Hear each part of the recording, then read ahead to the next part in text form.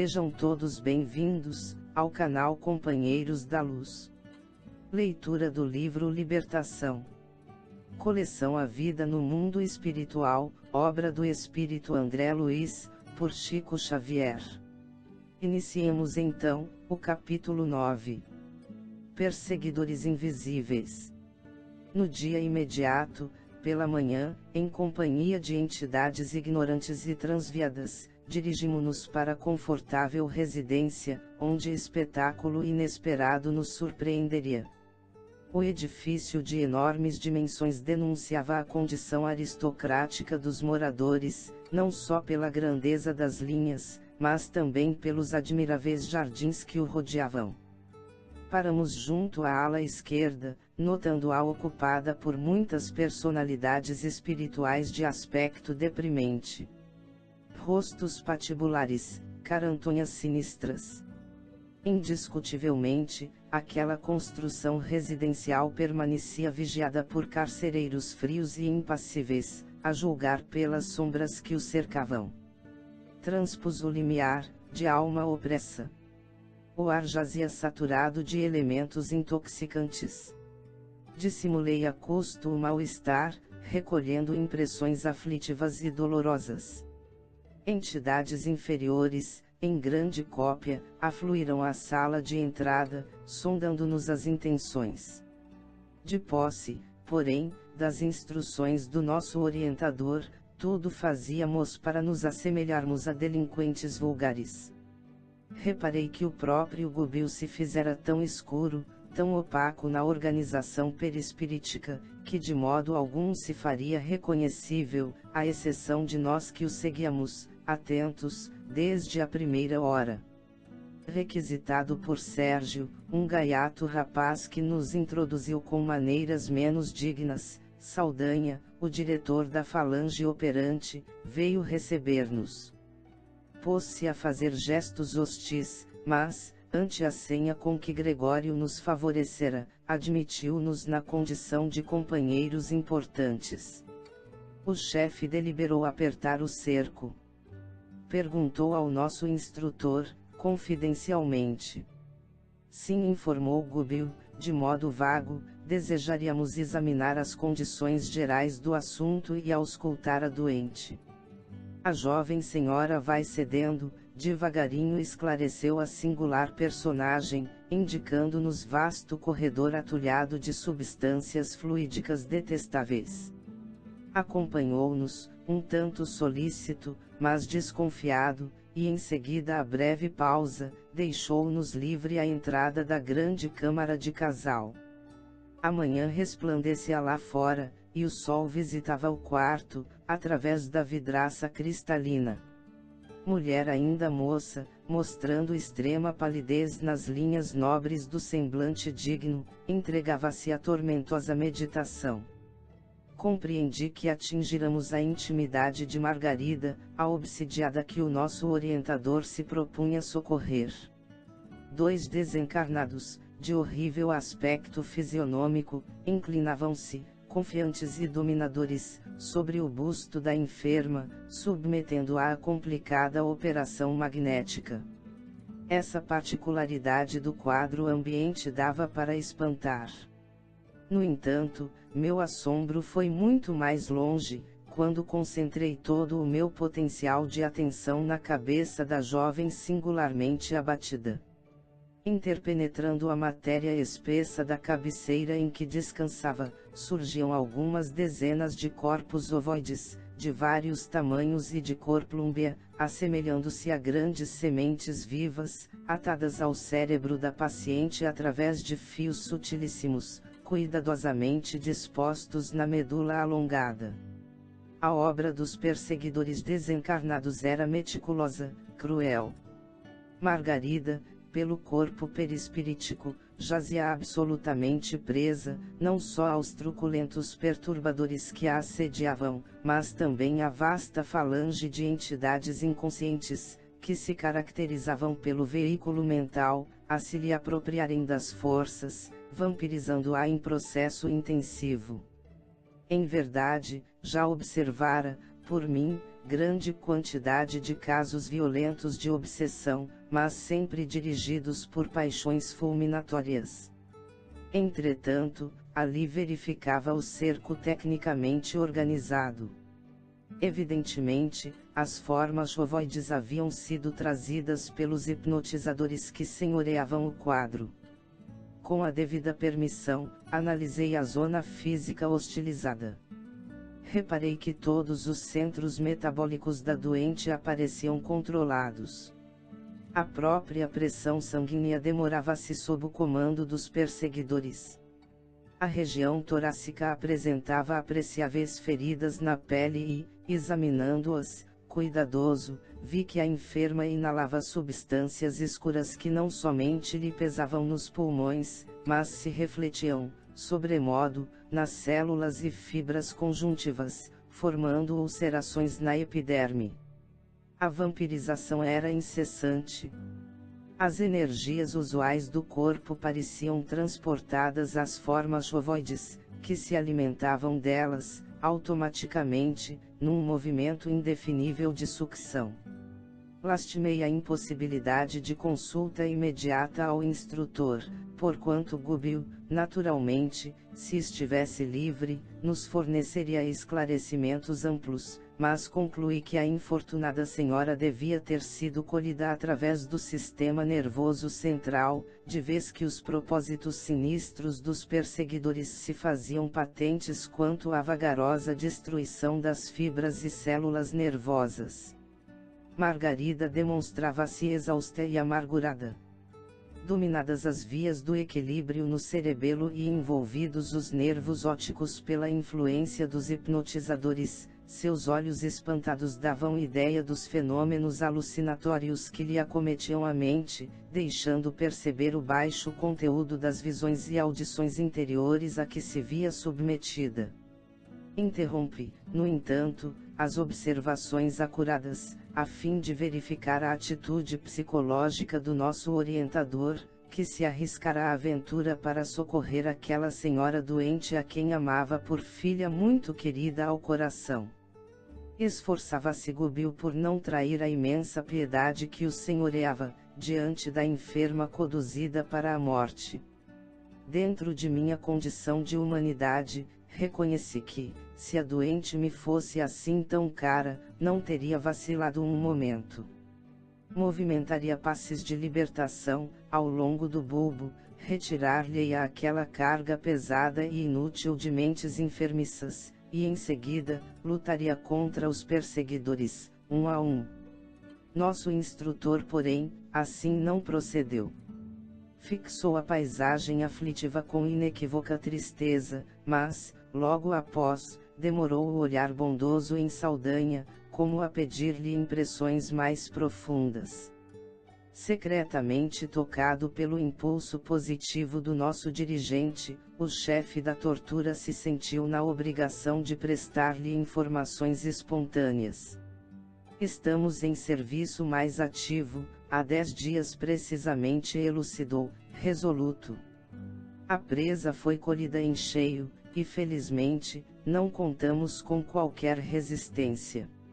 Se vieram colaborar conosco, saibam que, segundo acredito, não temos maior trabalho a fazer. Mais alguns dias e a solução não se fará esperar. A meu ver, Gubbio conhecia todas as particularidades do assunto, mas, no propósito evidente de captar simpatia, interrogou. E o marido? Ora, esclareceu Saldanha com escarninho sorriso, o infeliz não tem a menor noção de vida moral.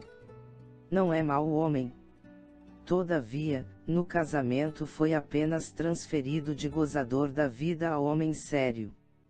A paternidade constituir-lhe-ia um trambolho e filhinhos, se os recebesse, não passariam para ele de curiosos brinquedos. Hoje, conduzirá a esposa à igreja. E, reforçando a inflexão sarcástica, acentuou.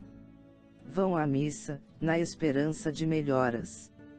Mal acabará a informação, tristonho e simpático cavalheiro, em cuja expressão carinhosa identifiquei de pronto, o esposo da vítima entrou no aposento, com ela permutando palavras amorosas e confortantes. Amparou-a, prestimoso, e ajudou-a a vestir-se com esmero. Decorridos alguns minutos, notei, apalermado, que os cônjuges, acompanhados por extensa súcia de perseguidores, tomavam um táxi na direção de um templo católico. Seguimos-nos sem detença. O veículo, a meu ver, transformara-se como que num carro de festa carnavalesca. Entidades diversas aboletavam-se dentro e em torno dele, desde os paralamas até o teto luzente. Minha curiosidade era enorme. Descendo a porta de elegante santuário, observei estranho espetáculo. A turba de desencarnados, em posição de desequilíbrio, era talvez 5 vezes maior que a assembleia de crentes em carne e osso. Compreendi, logo, que em maior parte ali se achavam com o propósito deliberado de perturbar e iludir. Saldanha encontrava-se excessivamente preocupado com as vítimas, para dispensar-nos maior atenção e, intencionalmente, Gubbio afastou-se um tanto, em nossa companhia, a fim de confiar-nos alguns esclarecimentos. Penetramos o templo onde se comprimiam nada menos de 7 a 8 centenas de pessoas. A algazarra dos desencarnados ignorantes e perturbadores era de ensurdecer. A atmosfera pesava. A respiração fizera-se-me difícil pela condensação dos fluidos semicarnais ali reinantes, todavia, ao fixar os altares, confortante surpresa aliviou-me o coração. Dos adornos e objetos do culto emanava doce luz que se espraiava pelos cimos da nave visitada de sol, fazia-se perceptível a nítida linha divisória entre as energias da parte inferior do recinto e as do plano superior. Dividiam-se os fluidos, à maneira de água cristalina e azeite impuro, num grande recipiente. Contemplando a formosa claridade dos nichos, perguntei ao nosso instrutor: que vemos? Não reza o segundo mandamento, trazido por Moisés, que o homem não deve fazer imagens de escultura para representar a paternidade celeste? Sim, concordou o orientador, e determina o testamento que ninguém se deve curvar diante delas. Efetivamente, pois, André, é um erro criar ídolos de barro ou de pedra para simbolizar a grandeza do Senhor, quando nossa obrigação primordial é a de render-lhe culto na própria consciência. Entretanto, a bondade divina é infinita e aqui nos achamos perante apreciável quantidade de mentes infantis. E sorrindo, acrescentou: quantas vezes, meu amigo, a criança acalenta bibelos, a fim de preparar-se convenientemente para as responsabilidades da vida madura. Ainda existem na Terra tribos primitivas que adoram o Pai na voz do trovão e coletividades vizinhas da taba que fazem de vários animais objeto de idolatria. Nem por isso o Senhor as abandona. Vale-se dos impulsos elevados que elas lhe oferecem e socorre-lhes as necessidades educativas. Nesta casa de oração, os altares recebem as projeções de matéria mental sublimada dos crentes. Há quase um século, as preces fervorosas de milhares deles aqui envolvem os nichos e apetrechos do culto. É natural que resplandeçam. Através de semelhante material, os mensageiros celestes distribuem dádivas espirituais com todos quantos sintonizem com o plano superior. A luz que oferecemos ao céu serve sempre de base às manifestações do céu para a terra. Ante ligeira pausa, alonguei o olhar pela multidão bem vestida. Quase todas as pessoas, ainda aquelas que ostentavam nas mãos delicados objetos de culto, revelavam-se mentalmente muito distantes da verdadeira adoração à divindade. O halo vital de que se cercavam definia pelas cores o baixo padrão vibratório a que se acolhiam. Em grande parte, dominavam o pardo escuro e o cinzento carregado. Em algumas, os raios rubro-negros denunciavam cólera vingativa que, a nossos olhos, não conseguiriam disfarçar. Entidades desencarnadas, em deplorável situação, espalhavam-se em todos os recantos, nas mesmas características. Reconheci que os crentes elegantes, ainda mesmo que desejassem orar com sinceridade, precisariam despender imenso esforço. A liturgia anunciou o início da cerimônia, mas, com grande assombro para mim, o sacerdote e os acólitos, não obstante se dirigirem para o campo de luz do altar-mor, envergando soberba vestimenta, jaziam em sombras, sucedendo o mesmo aos assistentes. Entretanto, procedendo de mais alto, 3 entidades de sublime posição hierárquica se fizeram visíveis à Santa Mesa, com o evidente propósito de ali semearem os benefícios divinos. Magnetizaram as águas expostas, saturando-as de princípios salutares e vitalizantes, como acontece nas sessões de espiritismo cristão, e em seguida, passaram a fluidificar as hóstias, transmitindo-lhes energias sagradas à fina contextura. Admirado, voltei a observar a plateia religiosa, mas os irmãos ignorantes que operavam no templo, sem corpo físico, tanto quanto ocorria aos encarnados, nem de longe registravam a presença dos nobres emissários espirituais que agiam em nome do infinito bem. Reparei, através do halo de muita gente, que determinado número de frequentadores se esforçava por melhorar a atitude mental na oração. Reflexos arroxeados, tendendo a vacilante brilho, apareciam aqui e acolá, contudo, os malfeitores desencarnados propositadamente se postavam ao pé dos que se candidatavam à fé renovadora e reverente, buscando conturbá-los. Não longe, fixei a atenção numa senhora que acompanhava o sacerdote com o manifesto desejo de receber a bênção celestial, os olhos úmidos e os tênues raios de luz, que se lhe projetavam da mente, diziam da sincera aspiração à vida superior que, naquele instante, lhe banhava o pensamento devoto. Entretanto, 2 transviados da esfera inferior, percebendo-lhe a esperança construtiva, tentavam anular-lhe a atenção, e segundo o que me foi permitido verificar, lhe sugeriam memórias do passado de baixo conteúdo, inutilizando-lhe a tentativa.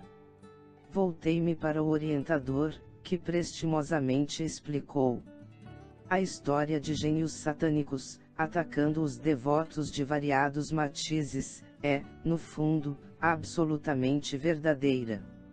As inteligências pervertidas, incapazes de receber as vantagens celestes, transformam-se em instrumentos passivos das inteligências rebeladas, que se interessam pela ignorância das massas, com lastimável menosprezo pela espiritualidade superior que nos governa os destinos. A aquisição de fé, por isto mesmo, demanda trabalho individual dos mais persistentes.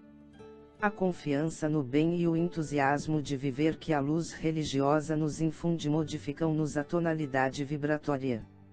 Lucramos infinitamente com a imersão das forças interiores no sublimado idealismo da crença santificante, a que nos afeiçoamos. Todavia, o serviço real que nos cabe não se resume só a palavras. A profissão de fé não é tudo. A experiência da alma no corpo denso destina-se, de maneira fundamental, ao aprimoramento do indivíduo. É nos atritos da marcha que o ser se desenvolve, se apura e ilumina. Não obstante, a tendência dos crentes, em geral, é a de fugir aos conflitos da senda.